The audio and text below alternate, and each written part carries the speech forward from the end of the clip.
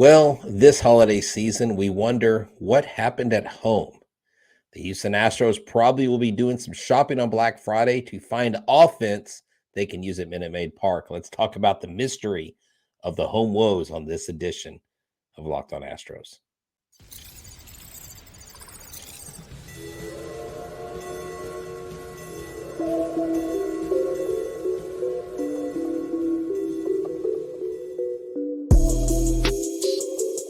Welcome to Locked On Astros, your daily Astros podcast. Here are your hosts, Eric the Man Heisman and Brett Htown Wheelhouse Chansey.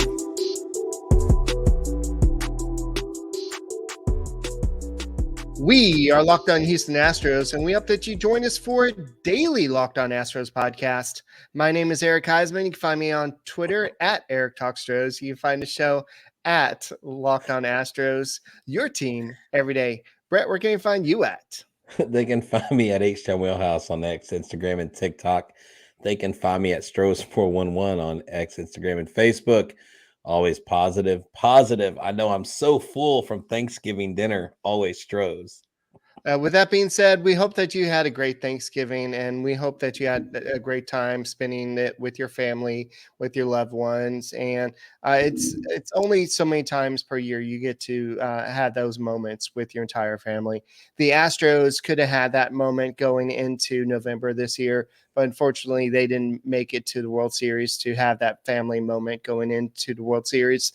But next year could be something a little bit different if they learn how to win at home. That's something that we're going to discuss on this shortened edition of the Locked On Astros podcast. Today's episode is brought to you by FanDuel. Make every moment more. Right now, new customers get $150 in bonus bets with any winning $5 moneyline bet. That's $150 if your team wins. Visit FanDuel.com/locked-on to get started today. And guys, thank you for making Locked On Astros podcast your first listen every day. We are very thankful for you, our listeners, for becoming everydayers and making us your first listen on Apple, Odyssey, Spotify, wherever you listen to your podcast. Check out the Locked On Astros podcast. So one of the things that we got frustrated with a lot this year, and I know it became a topic of discussion, was home field advantage good for the Astros in the playoffs? It turned out to be bad in the ALCS for the first time ever. And the Astros won all the road games and the Rangers won all the road games. And this has only happened once in a playoff series, and it was the 2019 World Series. And so it just seems like for some reason, the Astros just forget how to win at home. And so I know Dana Brown kind of addressed this earlier in offseason. We'll talk a little bit about that. We'll talk a little bit about what some of the stats say. But, Brett, they've got to get better at home, or else 2024, this could be a disaster. Yeah, home record 39-42. Runs scored 361, 2 runs against 381. That's not a recipe for success.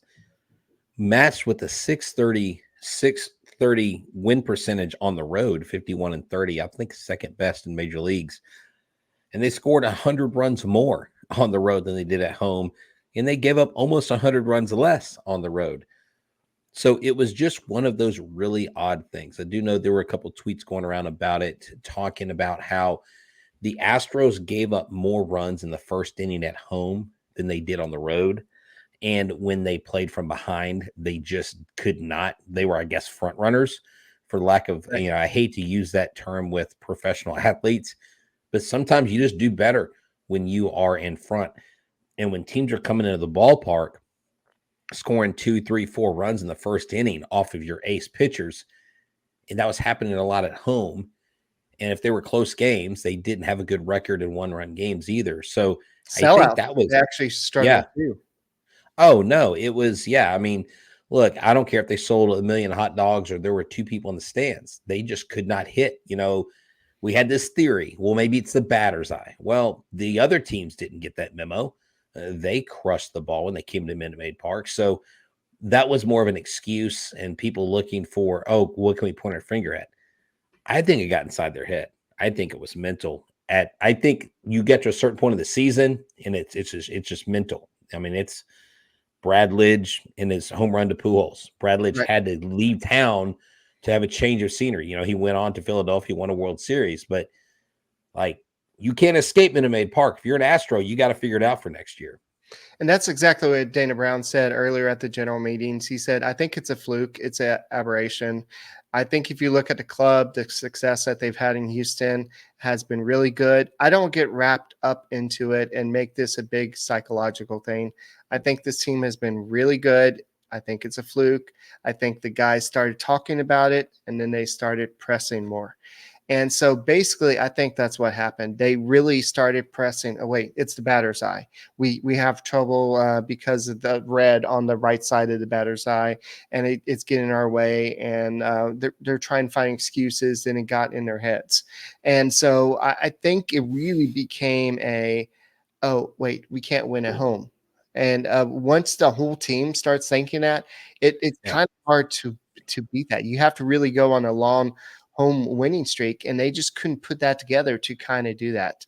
And so we'll see what happens. And Chaz McCormick said, we didn't play well enough at home, and that's what finished our season.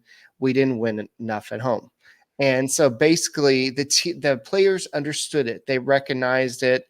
And I'll give you some of the stats in a second, but the stats from 2022 to 2023 at home are alarming. Oh, wow. Well, go ahead and give them to me. I want to hear them. I don't want All to right. wait because I want to know. All right. So let's go ahead and look at this. Let me get it all set up. Had it set up. But if you're looking at what the Astros did hitting wise, in 2022, they had an OPS of 779, which is good at home. Their OPS in 2022 on the road was only 711. Now let's fast forward to 2023. With their OPS dropped all the way down to 736. So that's about a 43% drop.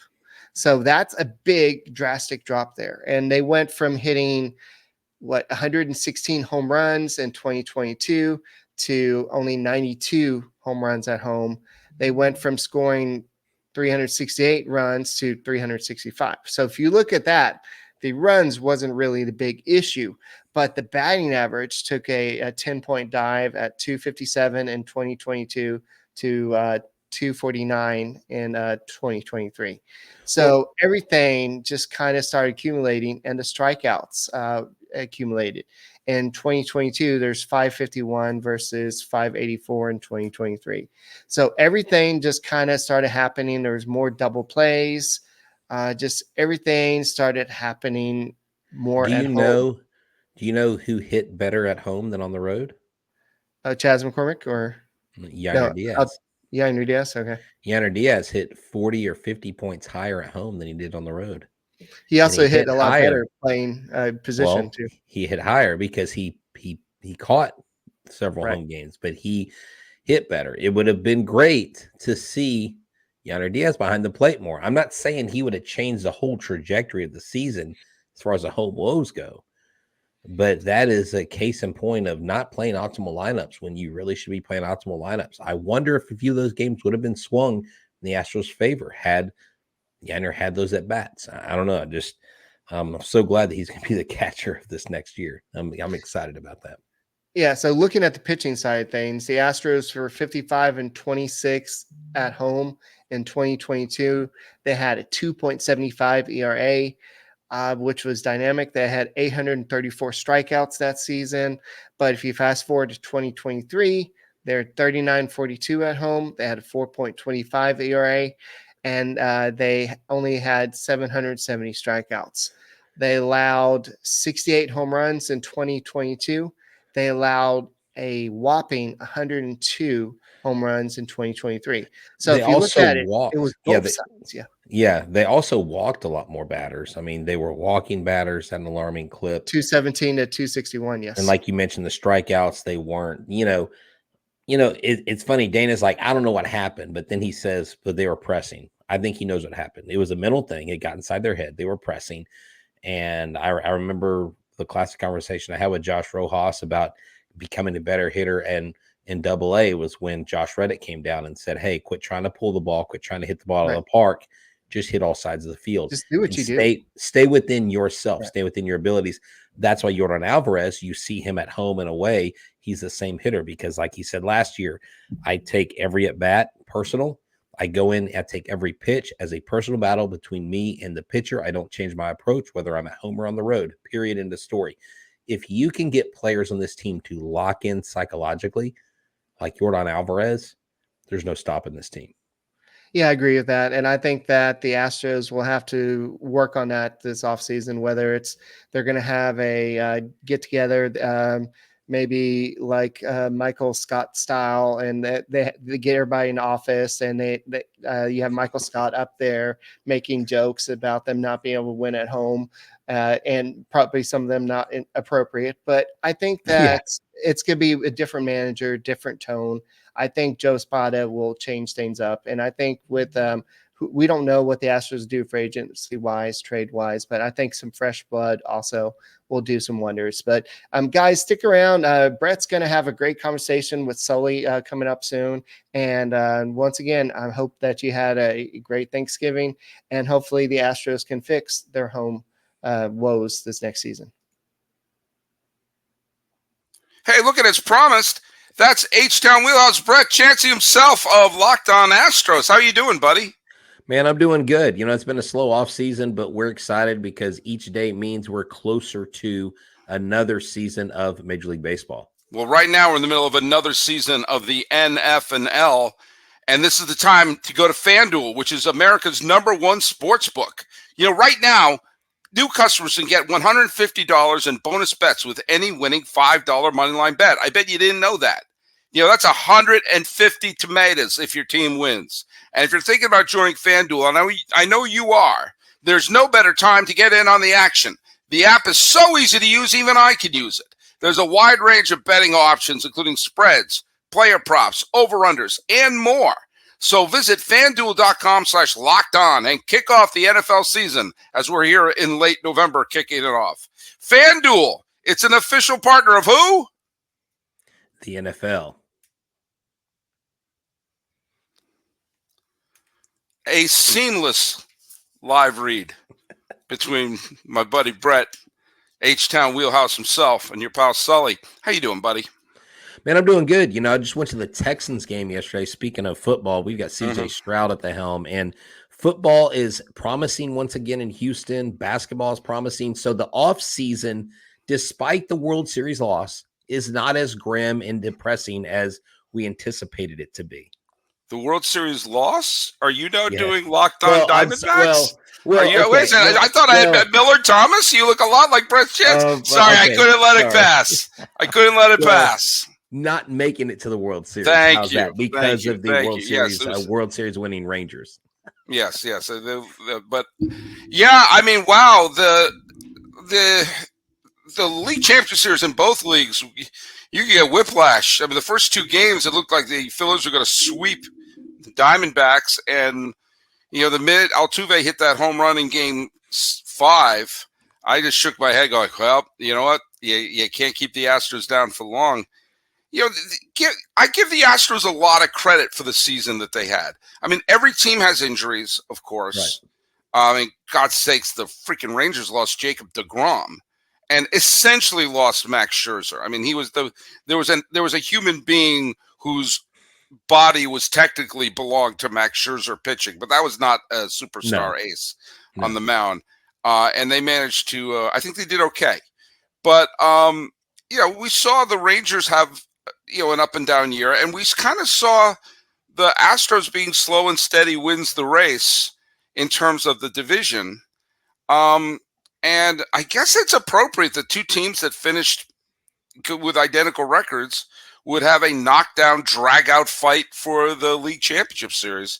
That just, I still can't believe. I mean, look, I'm not trying to rub salt in your wounds here. I'm not I'm not a classic Astros hater because I rooted for them in 2021 and 2022. Right. But I really can't believe they lost both of the games. I can't. You know, Sully, I was there in Game 5. I drove up to Arlington. Famously met Jose Abreu at Buc-ee's after the game. That was pretty awesome. And then I was at game 7, and I was sitting one section away from Jose Altuve's family. I was sitting right behind Jose Cruz, my childhood hero. Oh, his wow. family, and next to Alex Centrone's family. And so I had all this Astros family near me watching the game. And it was more painful because I was watching them go through this, as family members. And, these baseball players are real people. But to see the Rangers turn it into like their ballpark, like it was a Rangers home game because Minute Maid is so intimate. It was definitely completely opposite. It was the exact antithesis of Game 6 of the 2022 World Series I experienced with my son. Right. So, but hey, tip your cap to the Rangers. Yeah, you got to. And by the way, this is it's funny you mentioned Jose Cruz. The image I have of Jose Cruz is him crying in the dugout when the Phillies won the 1980 National League Championship Series. By the way, if you're a fan of baseball history, go to YouTube and watch the 1980 National League Championship Series. I will say that is the greatest postseason series of all time. I think the greatest World Series I've ever seen was the 91. These are the ones that I've seen. Like I wasn't there for the 1925 World Series. I didn't see the Pirates beat the Senators. But I remember the 80 NLCS. I rewatched the entire series a few years ago, and it's the best postseason series I've ever seen in my life. The Braves Twins World Series is the best World Series, but you won't believe how dramatic. I mean, it was a bounce here or a bounce there, and the Astros win that series in 4. So, I mean, but I'll tell you something though. What you are experiencing right now, because that was a gut punch, dropping the final 2 games at home, having it basically turned into Arlington in Arlington South. Yeah. I had to picture the Texas geography for a second. But what you're experiencing right now is the effects of winning those 2 World Series, because imagine how painful that would have been if it was compounded with 80, 86, the Jim Edmonds home run, the Tony Eusebio grounder being stabbed by Walt Weiss. Right. There's no Brad Lidge, not so much lining up the homer to Pujols, but lining up the homer to Podsednik. All the things that built up. And I'm doing the laundry list of them, but all that gets wiped out once you win. So exactly. No, it does. And we have experienced a lot of winning, 7 straight ALCS. You can't argue with that. But, I really think the Astros keep the train rolling because I like who they inserted in the manager spot because, with the exiting of Dusty Baker, you wondered if Jim Crane was going to go off the range and try to hire some big name, which I didn't think was out there. And I think they got it right. Oh, they did completely got it right. I mean, they could have gone if they could have gone for this, we'll bring in Buck Showalter, we'll bring in some big, huge name. The obvious choice was Joe Espada, and to keep the consistency of what's happening, he's been there forever, and he's been coveted as a manager. Look I want to take away any rumors. I am not involved in any front office discussion with the Houston Astros. And so I want to stop that rumor right now. But Joe Espada has been up for a ton of managerial jobs. And I have a feeling Houston ownership took him aside and said, look, Dusty is clearly not here for the long term. He was essentially there to put a cap on the controversy in 2020. Yes. They had to get someone in there that everybody, to deflect and to sort of be like, hey, it's a new day. It turned out to be astonishingly successful and cemented his Hall of Fame bid. But everybody knew he wasn't going to be their manager for 5, 6, 7 years. Right. And so he wins back-to-back pennants, wins another title, nearly makes it 3 straight trips to the World Series. And nearly was 4 trips to the World Series because 2000, the COVID year was Game 7. But he probably said to him, look, Dusty's not here forever. Just when he goes, this is without even saying it, just we'll take care of you. To me, the connection he has with the players, he's been here since 18. He came over, he was with the Yankees, I think 15 to 17, came over here in 18.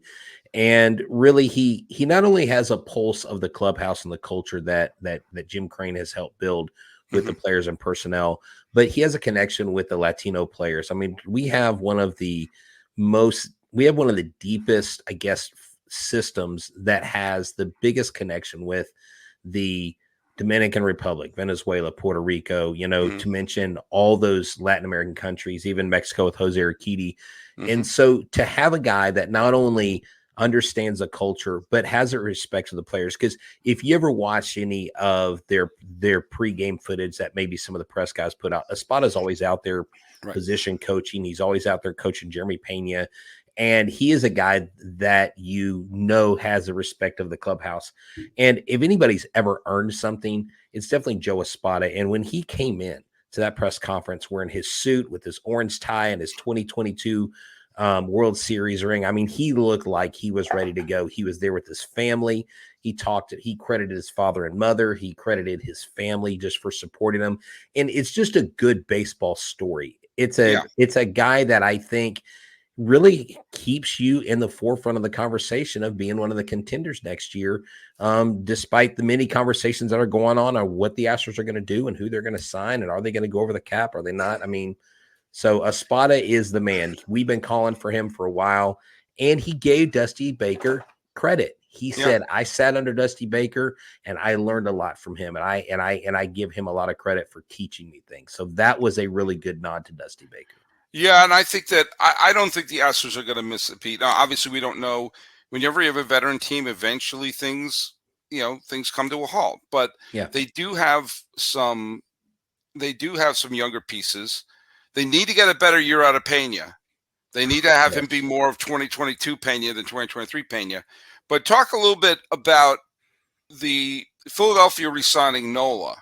How does that affect Valdez? Valdez is the most important pin that the Astros have, because he has taken over the role of the ace of the team. Yeah. And he is a true ace and a vital cog for this Astros team if they want to get back to the league championship series as they have every single year this decade. He needs to be Valdez the Great. Tell me a little bit about it, because you and Eric talked about it on your show, what the Nola signing, what the domino effect that may have on Valdez. Yeah, because of Nola's tenure, Nola's age, there's a lot of similarities, but you also have some of the similar performance issues in the playoffs where Nola is a great pitcher. He's had good performances in the playoffs. He's had bad performances. And, Framber Valdez, the question was this last year, did the fact that Carlos Correa had been gone for more than a year, did the pitch clock come into effect?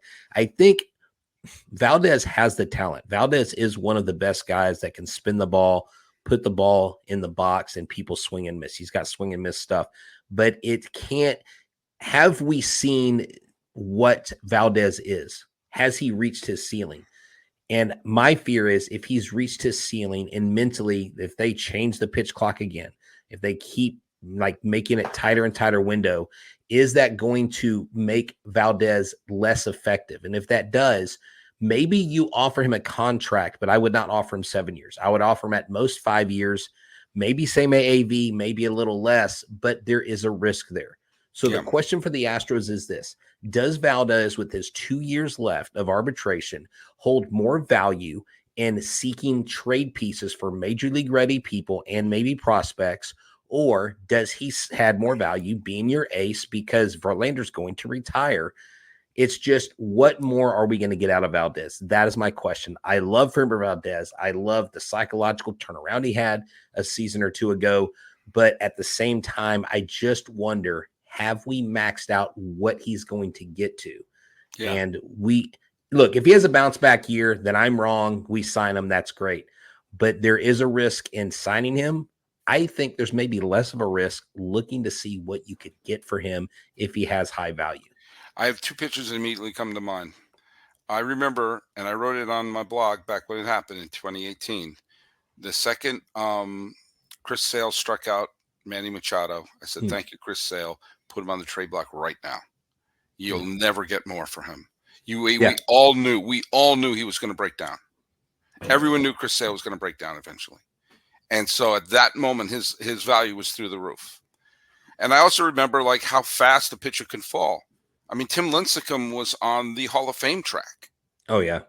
He had won 2 Cy Young Awards. He made an argument for a third. And he pitched the Giants almost single-handedly to the World Series title in 2010.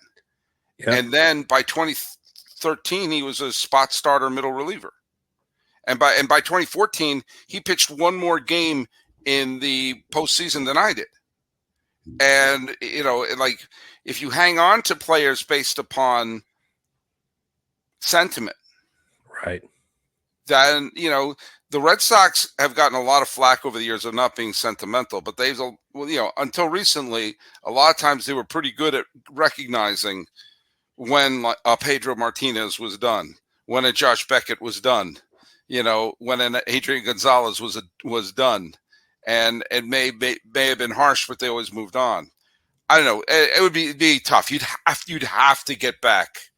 You'd have to get back an unbelievable pile of prospects. So here's the deal. In like 30 seconds, I can tell you what complicates this issue even more. We know Jose Altuve re-signing is like an unforeseen conclusion. The next question is Bregman and Tucker, what extensions? There's no way you can sign Altuve, Bregman, Tucker, and Valdez. If the Astros want to keep losing players and not pay them, you might as well send them to someone else for a big package instead of getting nothing for them. That's what I'm afraid they're going to do. We withstood the blow of Springer. We withstood the blow of Correa, but I don't think you can let a Valdez and a Tucker or a Bregman walk without getting something in return for them. If you're not going to sign them, you might as well start planning for the future that way. That's the conundrum I think they're in. Well, we can't let you walk from the Locked On Podcast Network. So we gotta sign you. Where can they follow your show? Look, man, go to Locked On Astros on YouTube. Subscribe to our YouTube channel. Hey, we became the first 10,000 subscriber Major League channel in Locked On Sports Network. So thank y'all so much. That we have great followers. So we have amazing followers. People from all walks of life come hang out with us. And Spotify, Apple, Google, wherever you get your podcast. Hey, we're free and easy to listen to. We're not selling solar panels or life insurance. What we have is free, and we'd love for you to join us.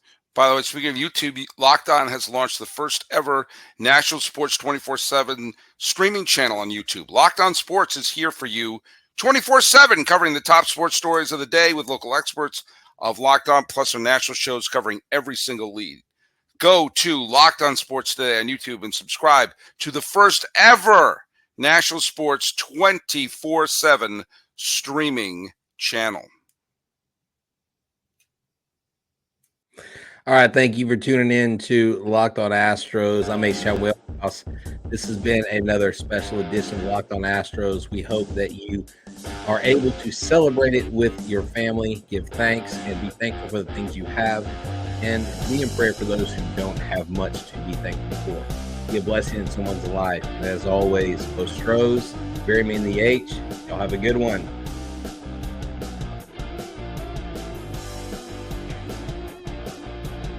Gobble, gobble.